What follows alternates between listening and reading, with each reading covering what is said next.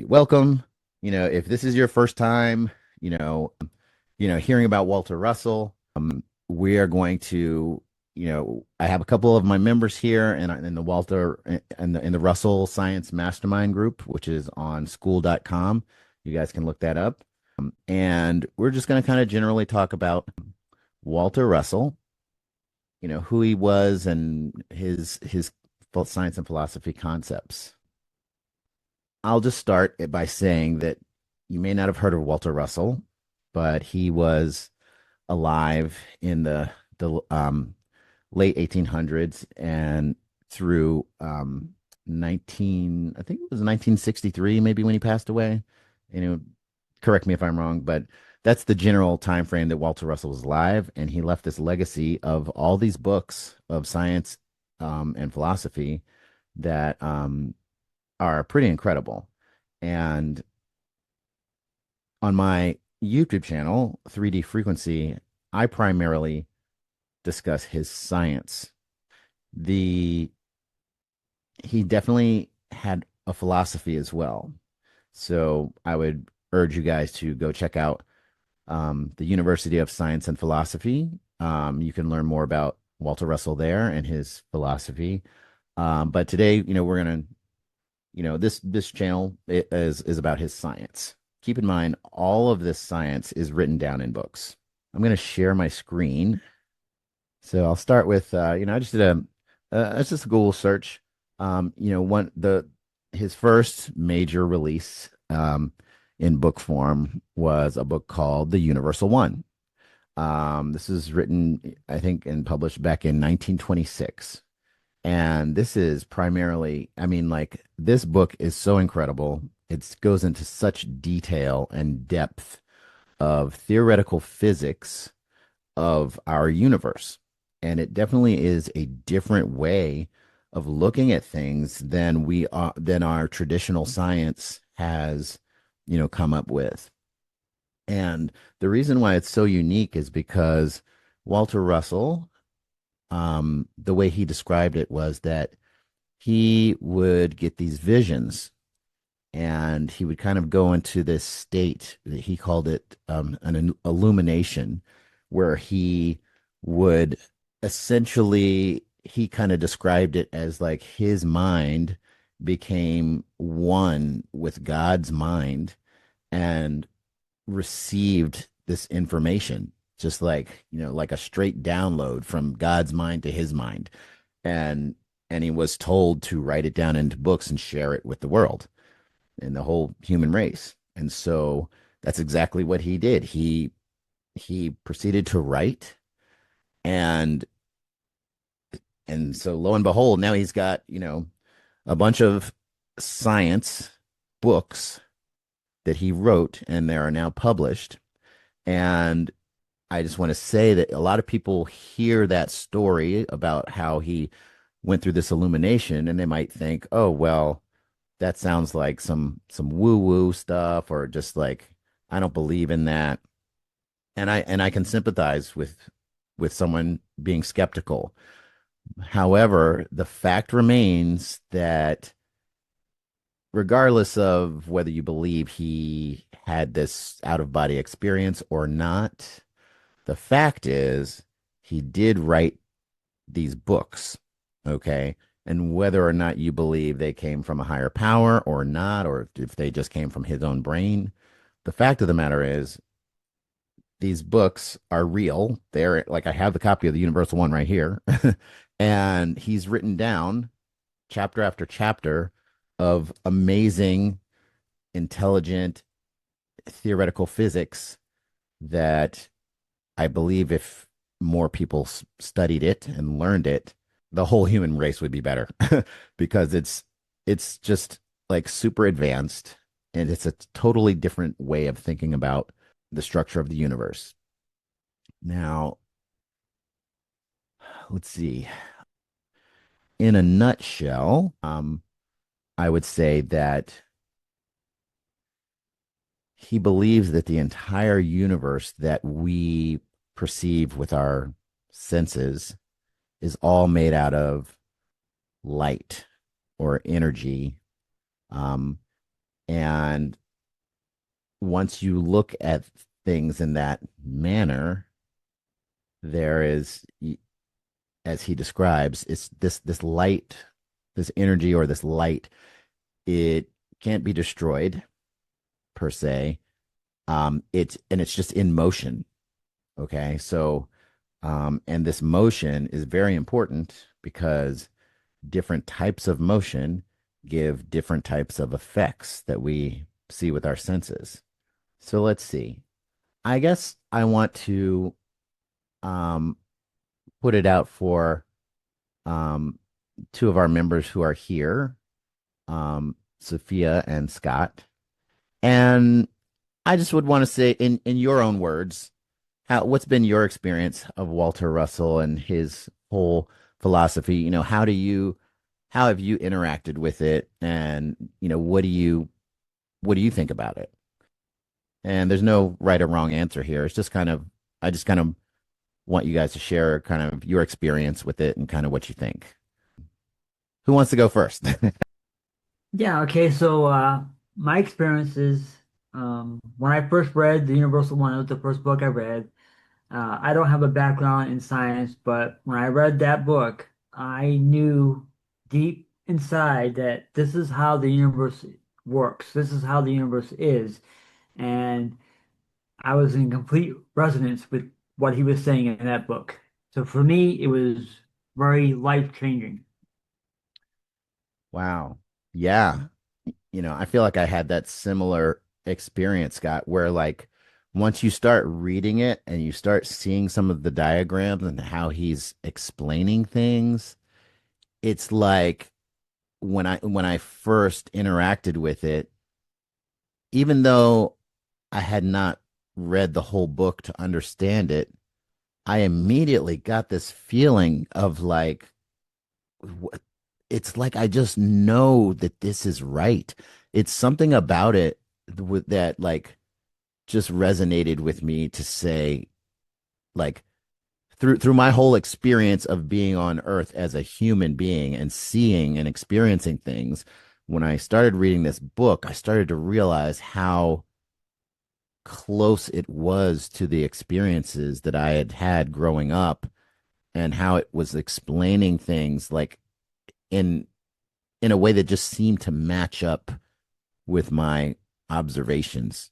It's really I don't know, I guess that first interaction it's very intuitive, right? So the hard facts aren't there yet, but I intuitively felt like I was starting a journey with something that is just the correct way of the universe. That that's how I guess I would explain it. But so Sophia, what's been your kind of experience with Walter Russell and how you know, um just like, what are your thoughts? I would say that I agree with you guys. I felt the same way. Mhm. It's just that knowing that what he was saying wasn't more the math or anything that was on there. It was just that feeling of knowing what he was saying was correct, or at least Yeah. majority of Yeah. it. And it was like a light bulb moment in my head. So I feel like I'm having when I read his books, it's like a conversation with him.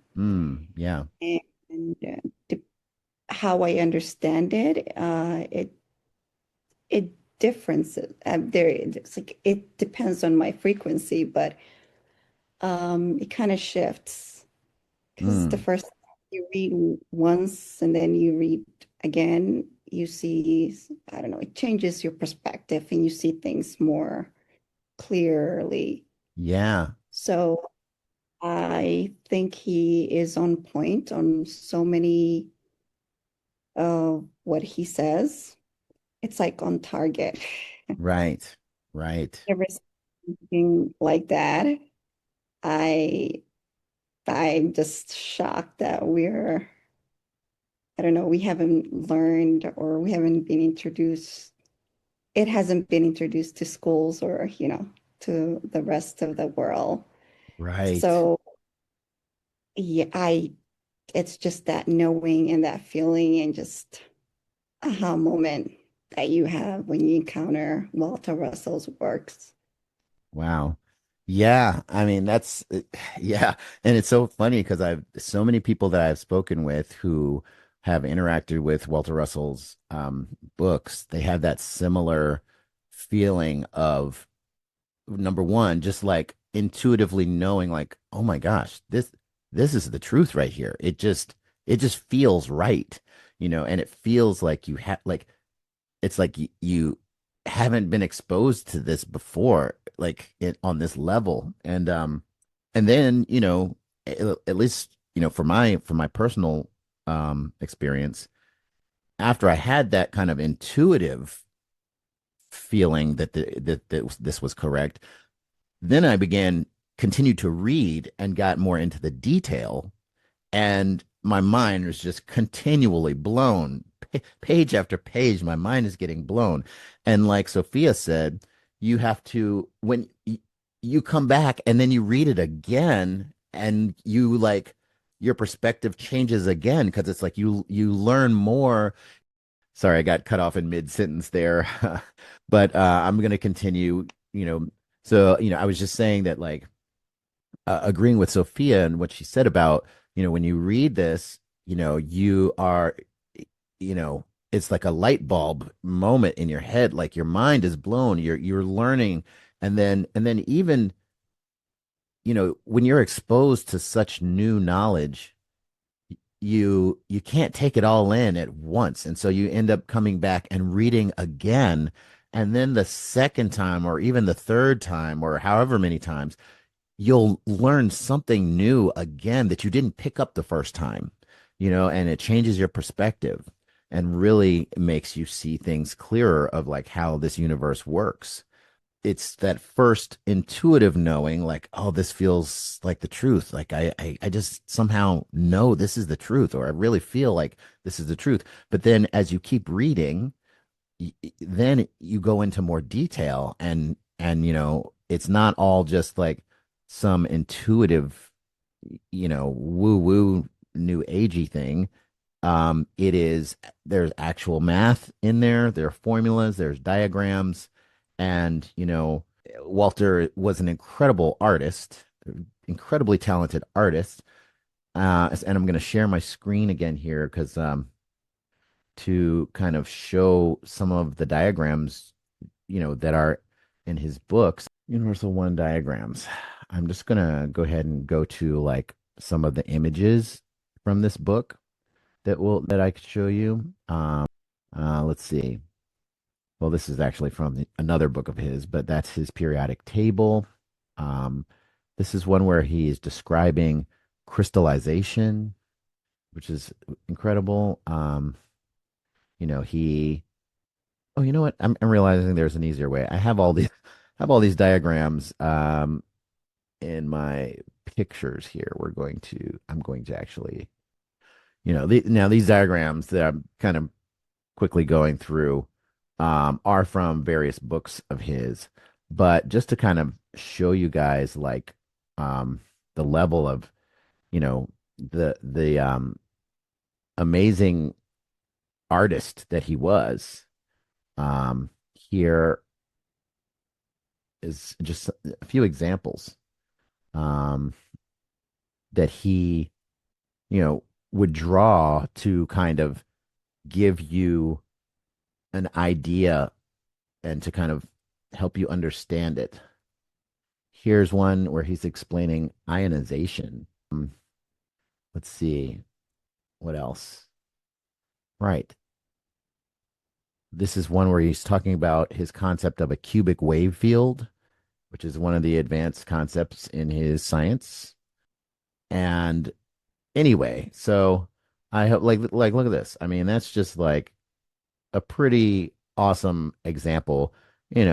This guy drew this freehand, you know, and so anyway, but my point is like not only is his concept incredible, he was just also this amazing artist. So he was able to draw to show you, these concepts.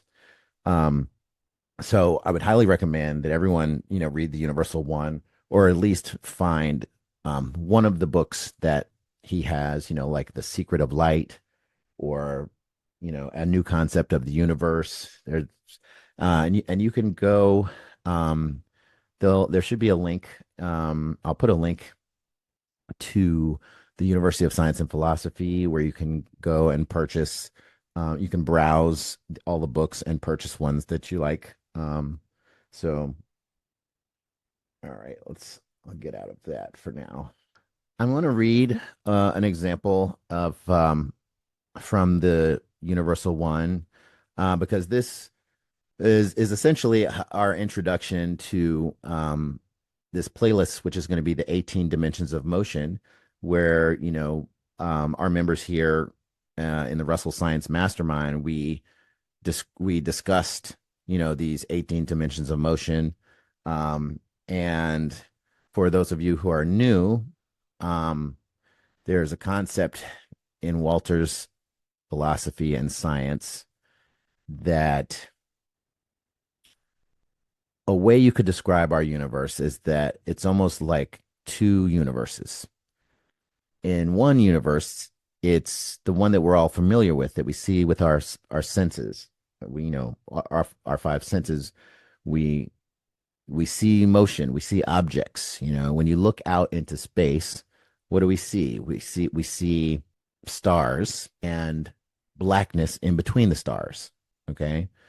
And so this is the universe that Walter would call the universe of motion, where it's light in motion, because that's what we see when we look out. All we see are stars. Stars are, it's light, and they're in motion, right? They're spinning. Um, Now, when a star is born and grows to maturity and then starts to die, eventually, it fizzles out, if you were. Like, it essentially will go to death by radiating out, and until the motion of that star is gone. And so this non-motion is the second universe, where if there's no motion, then there are no dimensions. There's no time. Everything is infinite. There's no space. Everything is, infinite. And this universe of the absolute still non-motion is what he calls the mind of God. And so, and it's kind of like those two universes are what create our one universe. It's the timeless, infinite, non-moving mind of God, that, and then there's the moving universe of light, okay, of all the things that we see moving around. And that's the universe of motion. So that's kind of his general concept of like what the whole universe is. It's either light in motion, or it's light that is absolutely not moving. And so I'm going to read here from the Universal One. It's chapter 13, entitled A Dimensionless Universe. So he says here, dimension is but an appearance, an effect of motion, and is non-existent. A mile between apparent objects is non-existent with the disappearance of the objects.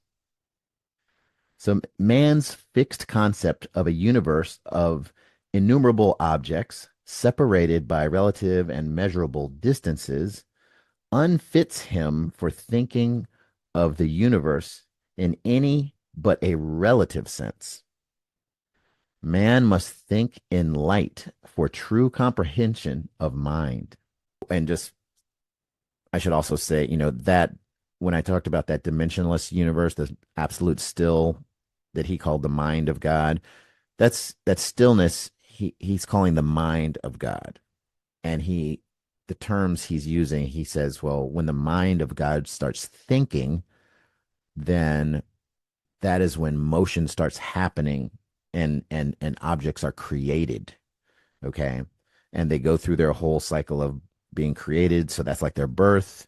They grow towards maturity. And then after maturity, they kind of slow. It's almost like the life cycle of a human being. At birth, you're their baby. They grow up to maturity to say around 40 years old. And then they start to die and until, when they're like 80 and then they essentially stop moving. Okay. So that's the whole life cycle.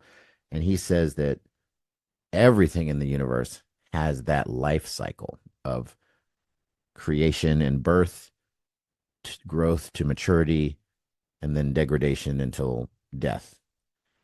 And that motion will stop.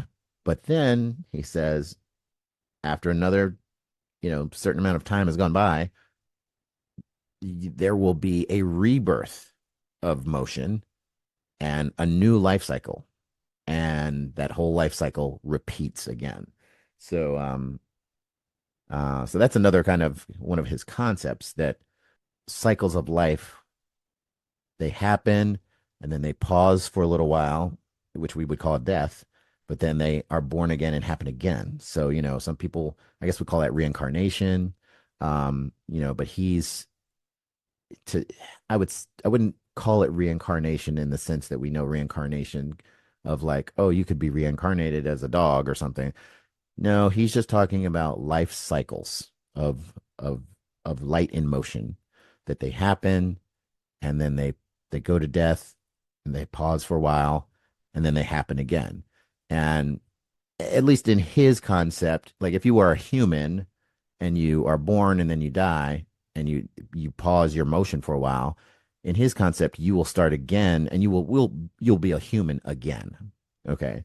And like everything that is just becomes itself again. If you're an oak tree, you grow and die, and then you pause, and then you will come back again as an oak tree again, because it's all kind of the same idea. Okay. So let me continue. Right. All right. He says, man must think in light for true comprehension of mind. All men may think in the higher octaves of light when they but comprehend, for with comprehension comes power. To think in light is not a new power being evolved by man like a new sense. It is a power which is already in every atom of man's composition. Man thinks in the low octaves of his own integration, almost unaware that the higher octaves are within him, for the lower octaves are superimposed upon the higher. The higher octaves of incredibly higher speeds are within the low octaves of high potential but slow speed. That concept of potential, you guys will learn. That's one of the dimensions that'll be in this playlist. Let me continue. So he says, man may shift his thinking from the low speed of his outer mind to the higher speeds of his inner mind at will, even as he can shift the gears of his motor car. Man's thinking in his low octaves of bodily integration is like a man running his motor on low gear, ignorant of the fact that he has higher gears. Man's thinking in the higher octaves is like a man who is aware of higher gears in his car and knowingly uses them. I think that's pretty great, because that's kind of that's kind of philosophical, um, but it also is scientific, as you guys will learn this. But all right, so let me continue here. Universal mind thinks in light and registers that thinking in light, which is integrated into the idea of the thinking and suspended for a time in the lower octaves of light in the appearance of form. Man's outer mind is an integration of light in the lower octaves of that which he calls matter. And man's outer mind thinks in the dimensions or illusions of mind or matter. Matter and mind and light and energy are the same. They are one. I just want to pause there and say, because kind of in traditional science, we have the concept of energy, and we think, oh, well, energy can't be created or destroyed. Like, it's always there, but it's just in kind of different forms in terms of like, you know, an atom might have a higher energy level than, or well, let's see, this goes to kind of the traditional science concept of like the atom, okay, where you have a nucleus and then you have like, electrons going around the nucleus. But the point there is like those electrons can be in different excited states. They can have, more or less energy, right? And so that's kind of the bridge where here to Russell's concept, because people are familiar with the term energy, but Russell uses the term light. So this sentence, I want to just read it again and I'll continue. But he says matter and mind and light and energy are are the same. They are one. Okay. So Russell's big about the whole universe that we perceive with our senses. It's all just one substance. It's all just energy. It's all just light. Now he calls it light. He uses the term light more than he'll use the term energy. Okay. But it's all the same thing. Okay. So I'll continue here. So they're all one. They are existent in that they never disappear. They are constant. They are eternal. Dimension of mind or light or matter or energy is but the illusion of the mind substance due solely to more or less sustained motion. Let me just reiterate that. He's essentially saying here, even though everything is made out of the same stuff, we see a bunch of different things like that tree over there or that rose or that automobile or that skyscraper. We're seeing all these different things, but it's the same. All of them are the same substance. The only thing that's different about them that makes them look different to our senses is the fact that they are in different types of motion. Okay. Like you can think of water, you might experience it as a liquid.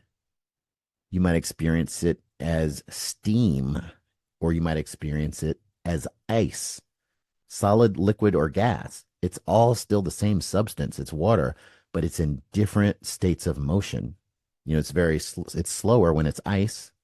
It's faster when it's water, and it's even faster when it's steam. Okay. So that's, you know, I guess a simple idea to kind of make you guys see that things can be the same substance, but they can look and feel differently to our senses just because of the difference of motion.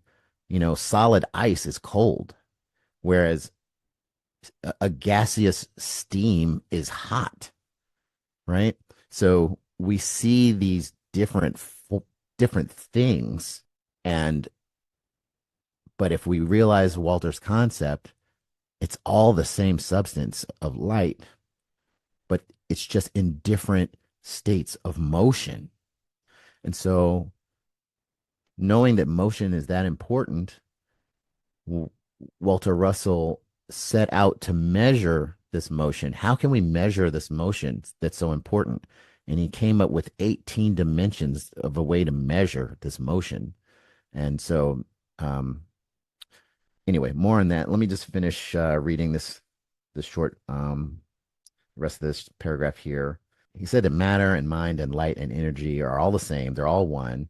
And, they're constant, they're eternal.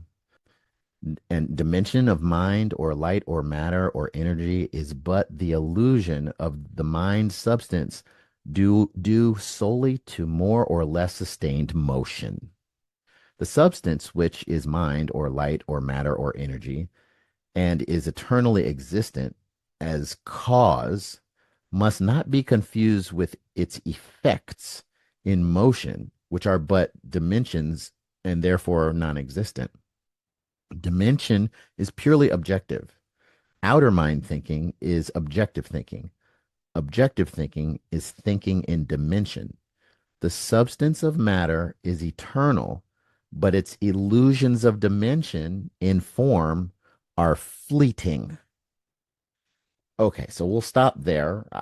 I could keep reading, but because this book is incredible, I think everyone should go and purchase a copy of this book and read it. Okay, because it will blow your mind, like guaranteed.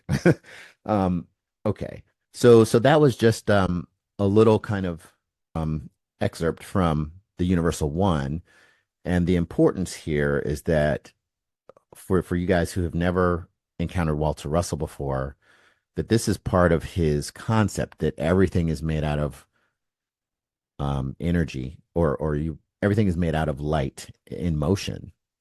And so it's very important that we understand this motion.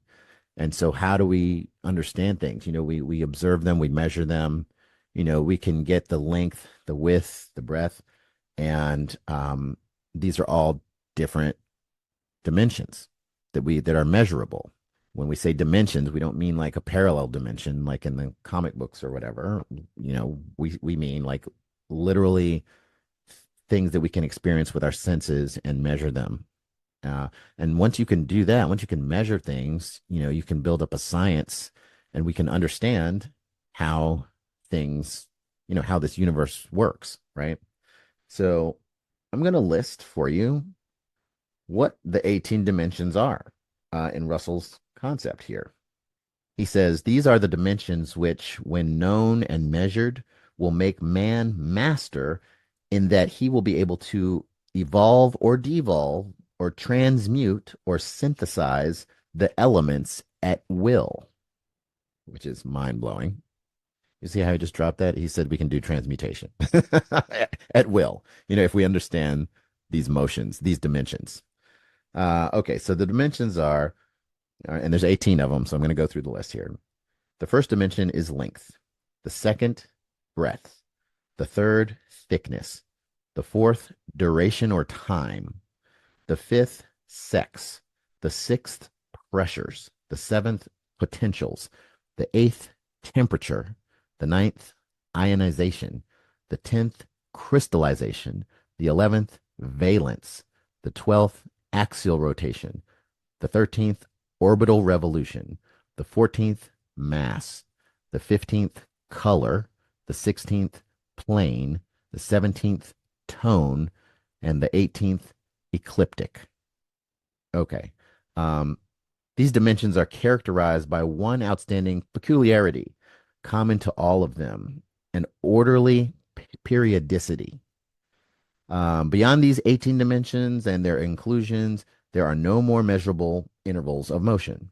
When all of these periodicities are charted and their mathematical calculations computed with exactness, it will be very simple for the ingenuity of man to devise the mechanical apparatus necessary to decrease any high potential into any lower one, or increase any low potential into any higher one. Acceleration and deceleration are now measurable.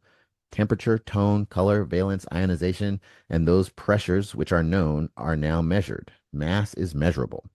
All right, let me stop there. So those are the 18 dimensions of motion, and some of them make sense to kind of traditional science, like length and breadth and thickness and time. But some of them are totally new. Okay, like sex, or let's see, maybe plane, or potentials. These are some of the things that he chose to describe motion. And so as you go through this playlist of all these 18 dimensions, we're going to discuss each one of these in detail. So I hope that you guys are for those of you that are interested in Walter's concept, if you really want to know it, then you really need to go through this and learn kind of what the dimensions are, because this is what is the most important in his concept. These dimensions of motion will really describe in a rigorous, mathematical way how the universe works. And it takes it from the whole kind of woo-woo things that you might have heard about Walter Russell Because if you do a search for Walter Russell online, it'd be very easy to think, oh, he's just some new agey woo woo guy. Okay. But it's not until you really read his material um, that you find out, wait, there's way more. There's actually something real going on here, like scientifically measurable, mathematical, rigorous structure. And if you go through this playlist and learn about these dimensions of motion, it will really open your eyes to how significant Russell's concept is, and how it will allow us to do way more than our current traditional science. Like, we are literally at the infancy of science with what we can do. Even though we've done so many incredible things with science, when you guys understand what Walter's concept is, you're gonna see we're just at the very beginning, dude. We're babies in science right now. So, okay, I'm keeping an eye on the time, and I see we got about 2 minutes and 25 seconds left. So, I guess I'll stop there, and let you guys. Do you have any final thoughts before we go? I think that anybody who takes a little bit of time to really start investigating the science of Walter Russell, I think they'll get far more out of it than they could ever think possible. It is really something that is awesome, and you really should take a look at it. I couldn't agree more. Couldn't agree more, Scott. Um, any final thought for you, Sophia? I think Walter Russell's ideas are very dense and um, it's multi-layered. It's not just you can look at it from one angle. Yeah, So it takes time for it to develop inside of you. Like you have to absorb that information little by little yeah, to understand, fully kind of see the whole picture where he's going with. right. But I believe that it is super dense compared to what we're learning right now, which is like a alphabet kind of science. Like you Yeah, said, it's very childish like. it's What he did for us was he showed us the big picture yeah, and um, he showed us and then told us this is how things are really done, where yes, the other is more like fractions and here and there, kind of figuring things out in a dark room where we're bumping to walls and right. not exactly what's happening. Okay, I got to cut you off there, Sophia, because we're about to leave.